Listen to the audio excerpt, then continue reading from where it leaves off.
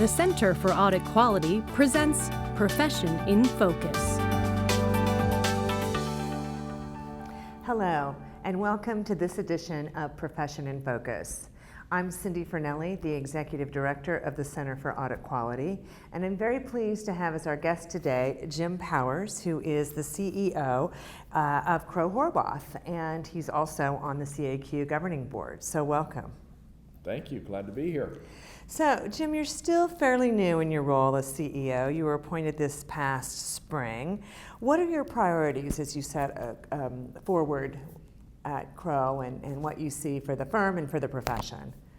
Cindy, my two focuses so far have been that I have really sought to go in and try to redefine really what we do, first of all. And in that regard, we've certainly been an accounting and consulting firm, and I've tried to expand that to include as well the focus of being a technology firm.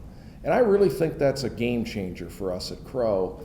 I believe it'll have an impact on how we organize the firm, how we manage the firm, how we recruit, and importantly as well, how we deliver service to our clients, not only in the technology area, but as well in the traditional accounting and consulting firm area. That's the first thing. The second thing is that I've really worked to reshape our vision for the firm. And I've focused there on two items, one being deep specialization and one Crowe. Those are both focused on the notion of how do we create value for clients. And I believe we've historically at Crowe worked as specialists for our clients, and I think what we're going to try to do is really take that deeper. And then secondly, our clients want the best we can bring to them. Bringing that together on a national basis to serve our clients wherever they exist is really the focus of One Crowe. So those are the two things that I've concentrated on so far.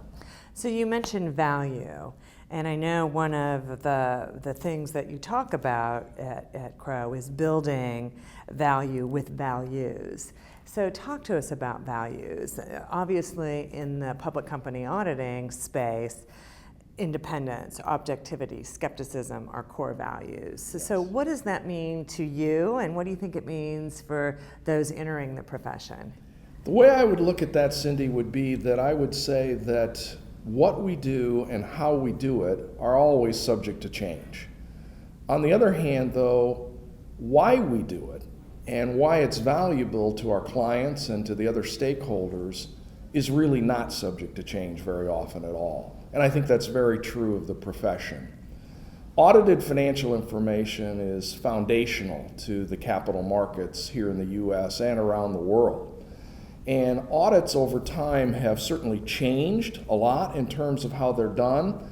And as we look to the future, I think we can expect that auditing will change a lot, particularly as we consider big data and data analytics, machine learning, and any of the emerging sort of ideas around that.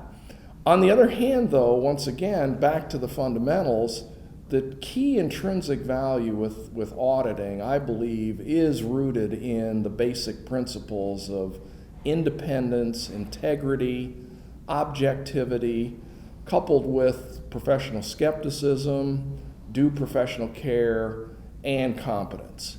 And really, those are the values that I think really carry on. How we do it may change, but why we do it and why it's valuable really doesn't change. And I would like to see us as a profession better message around some of those enduring values, that are inherent in the auditing profession. So you mentioned change. The pace of change is so incredible right now. You mentioned inside the United States, outside the United States.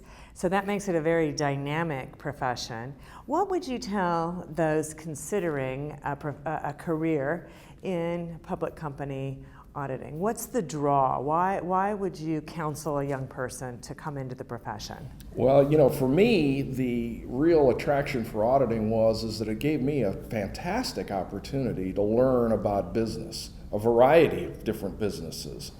I learned so much from the clients that I served that it was invaluable. Certainly learned in a lot of other ways, but nothing more than the clients that I worked on. And having that variety was very, very attractive to me, very powerful to me in my career.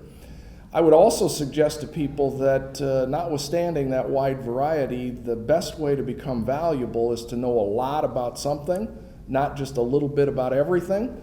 And so figuring out where their passion is, where their interest is the highest, and then digging into it and getting deeper. I believe that's how we do the best job as auditors we can, is when we really understand the businesses. And then the last thing I would encourage people to consider would be that in my career, I've really had one job, but I've had many, many different careers within it.